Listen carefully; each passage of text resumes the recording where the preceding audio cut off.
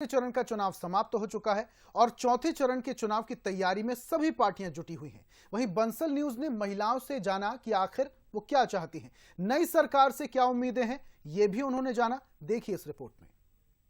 Women's hub से जुड़ी हुई तमाम ऐसी महिलाएं मेरे साथ है जो इस समय देश दुनिया में भी अपना काम कर रही हैं, बिजनेस की दुनिया में भी काम कर रही है। लेकिन बात इलेक्शन चुनाव की हो रही है, तो सरकार किसकी बना रहे हैं आप इस बार? मोदी जी। अपने पास तो कोई ऑप्शन की बात नहीं है। ये मतलब जैसे सब लोग बोलते हैं कि कोई दूसरा कोई ऑप्शन नहीं है, इसलिए मोदी जी। इसलिए नहीं, वास्तव में मोदी जी कुछ करके दिखा रहे हैं, जो दिख रहा है अपने को। मोदी जी जो 45 मिनट तक लगातार जो भाषण देते हैं, उनका एक एक शब्द अंदर तक उतर जाता है। मतलब मन खुश हो जाता है, ऐसा लगता है कि हाँ, देश को ऐसे ही नेता, मतलब हमें तो कभी कभी ऐसा लगता है कि इस युग के भगवान है।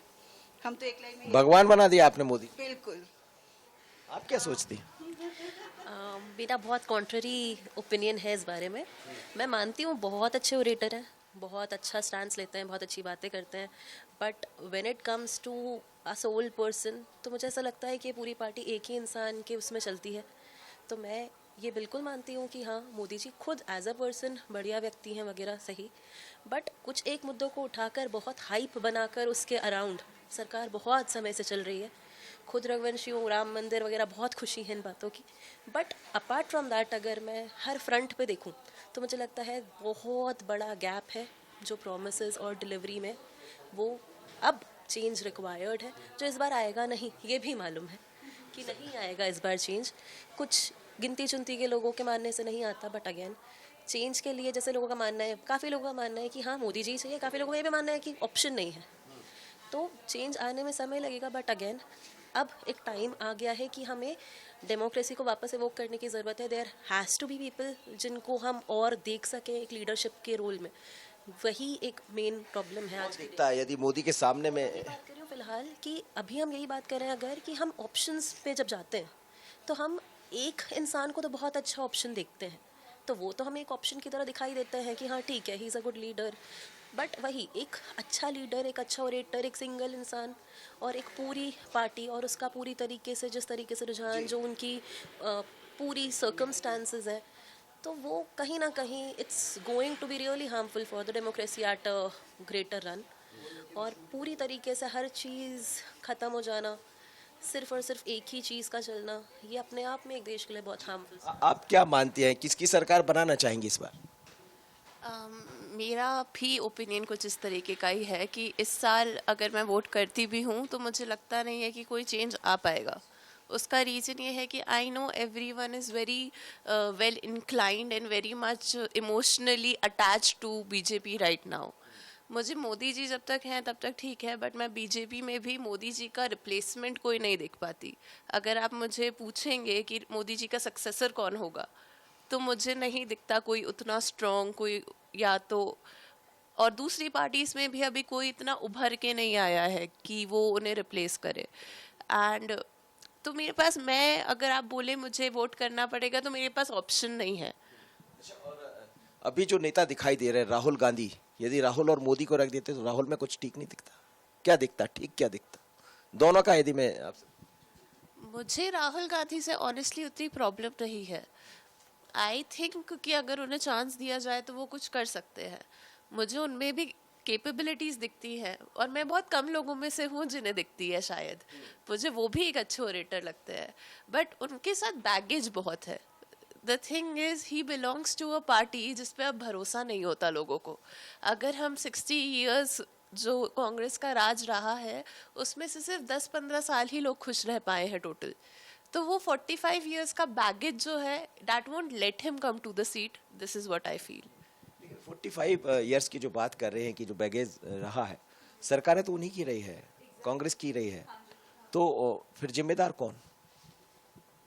सर ऑब्वियसली जिनकी सरकार रही है कहीं ना कहीं जिम्मेदारी उन्हीं की बनती है। और मैं ये मानती हूँ कि अगर किसी की सरकार 50-60 साल रही है और अगर मोदी जी को 10-15 साल का टाइम मिला है तो उनको और टाइम देना बनता है। और दूसरी बात ये कि अगर बीजेपी में हम मोदी जी को हटाते भी हैं तो बाकी के जो लीडर्स हैं मैं उन्हें भी बहुत एफिशिएंट मानती हूँ। जैसे अगर यूपी में आप देखें योगी आदित्यनाथ, उन्होंने बहुत अच्छा काम किया है। और उत्तर प्रदेश में there is a huge difference in terms of crime crime also, आज की डेट में आप देखेंगे वहाँ का क्राइम रेशो बहुत कम हो गया है। इवन अमित शाह जी वो भी अपने पार्ट पर बहुत अच्छा काम कर रहे हैं। तो बीजेपी में मोदी जी के अलावा और भी कई अच्छे लीडर्स हैं। आप मोदी के बाद, हालांकि अभी तो ये बात मुझे भी नहीं करना चाहिए क्योंकि आप कह रही हैं, तो मोदी के बाद यदि कोई चेहरा दिखता है तो बीजेपी के भीतर कौन दिखता है? उस पर मैं अभी कोई टिप्पणी नहीं करना चाहूँगी, क्योंकि अभी बीजेपी के पास और सारे ईयर्स हैं अपने आप को प्रूफ करने के लिए, अपना काम दिखाने के लिए। और जैसा कि मैंने पहले भी बोला है कि अगर हमारी कंट्री के की इश्यूज थे तो उनमें से कई अभी सॉर्ट आउट हुए हैं और कई अभी बचे हैं जिन्हें बीजेपी को, जिन पर और ज़्यादा काम करना है।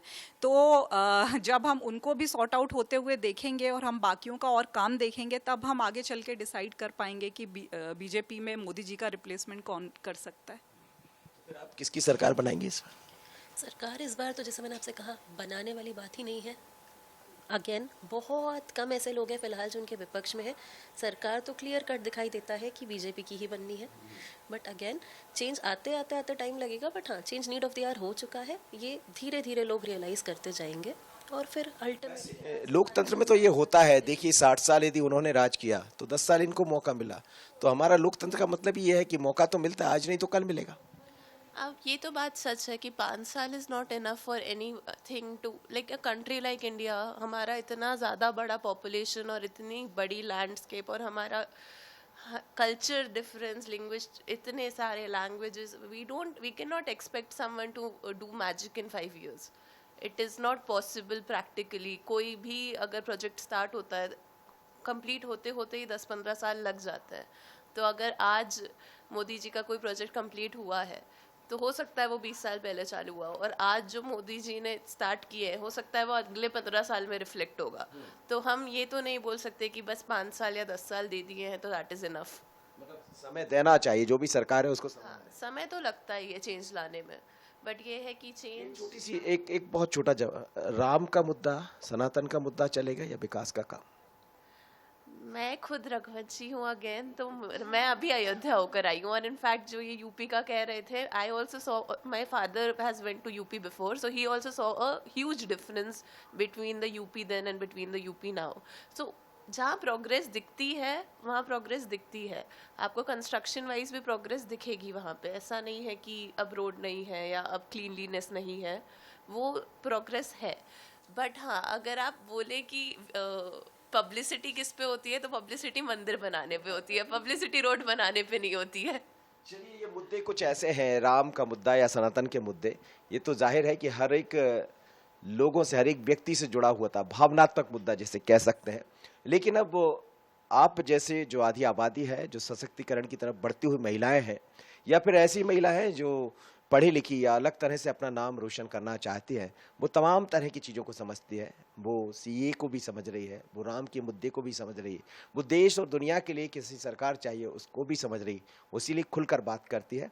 तो ये छोटा सा जायका था, मुझे और मेरे सहयोगी आशीष को दीजिए इजाज़त। बने रहिए बंसली पर। नमस्कार।